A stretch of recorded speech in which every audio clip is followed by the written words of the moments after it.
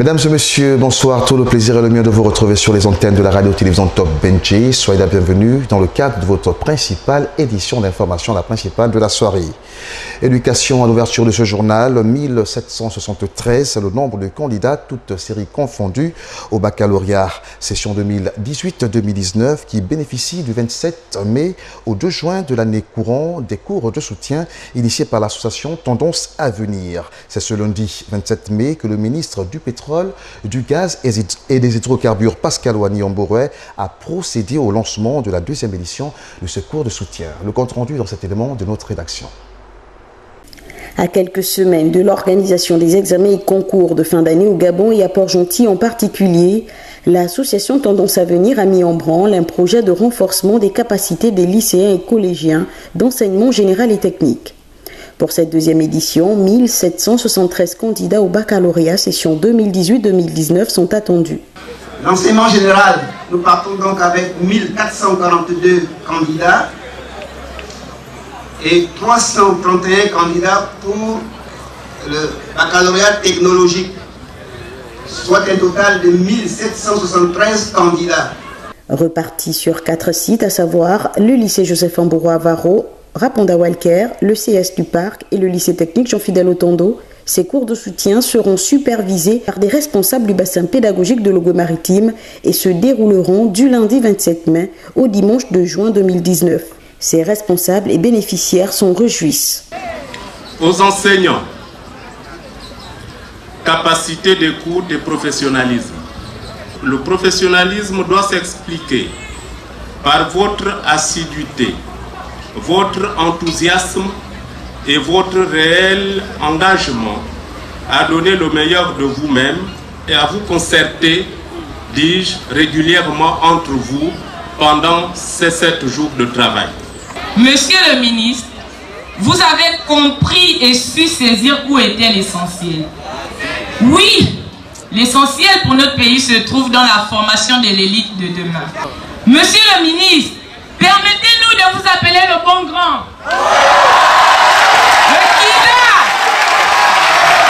Dans sa démarche de la culture de l'excellence au milieu scolaire, l'initiateur du projet, par ailleurs ministre du Pétrole, de Gaz et des Hydrocarbures, Pascal Ouani-Ambouroué, a exhorté les apprenants à adhérer à cette politique de culture de l'excellence, chère au chef de l'État, son Excellence Ali Bongo Ondimba.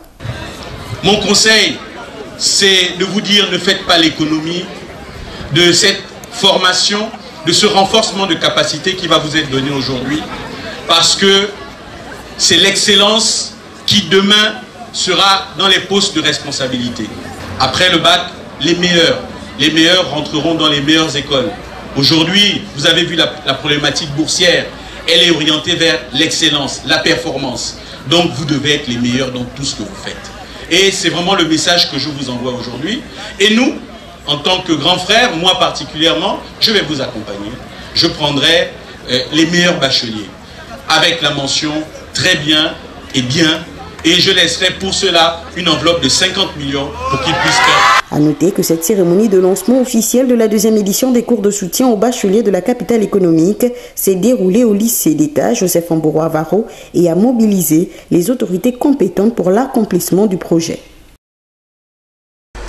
Une centaine de maires à l'honneur à l'occasion de la fête de maires ce week-end au siège du Parti pour le développement et la solidarité sociale. Une cérémonie déroulée sous la houlette de Carmen Dao. Reportage. À l'occasion de la célébration de la fête des maires, la ministre Carmen Dao, membre du bureau exécutif du Parti pour le développement et la solidarité sociale, a honoré une centaine de moments au siège du Parti à Port-Gentil. En ce jour, nous devons être toutes contentes d'être une femme.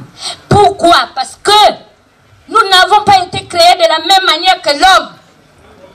Nous n'avons pas été créés par la poussière de la terre, de la poussière de la terre.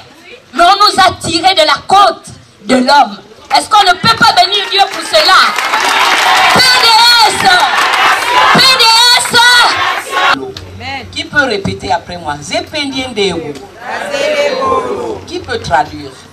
Pour grandir l'amitié, tu n'as pas besoin de beaucoup. Amen. Voilà. PDS. En action. C'est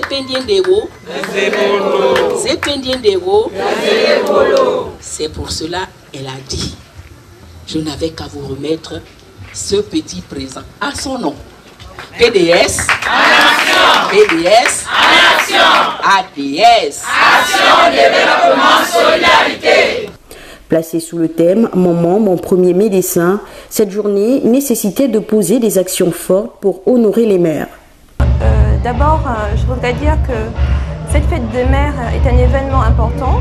Cette année, le thème retenu est « Maman, mon premier médecin ». Donc, nous voulons vraiment montrer la place importante que la femme, la mère occupe dans notre société. Profitant de ces moments de partage et de convivialité, c'est également l'occasion pour la ministre d'exprimer sa gratitude à l'égard de son électorat. Et j'ai tenu particulièrement, en tant qu'élue locale de Port-Gentil, de pouvoir être auprès de mes électrices aussi. Et donc au travers cette journée où nous célébrons la mère, bien sûr, il faut dire qu'il n'y a pas que la mère biologique, mais c'est la mère en général. Et il faut dire aussi que notre première mère, c'est la mère patrie, notre pays, notre nation, qui nous donne des valeurs de paix, d'unité, de concorde. Et c'était important aujourd'hui de se rappeler toutes ces valeurs à l'occasion de cette journée spéciale. Des chants et des danses ont constitué la trame de cette célébration et le rendez-vous a été pris pour l'année prochaine.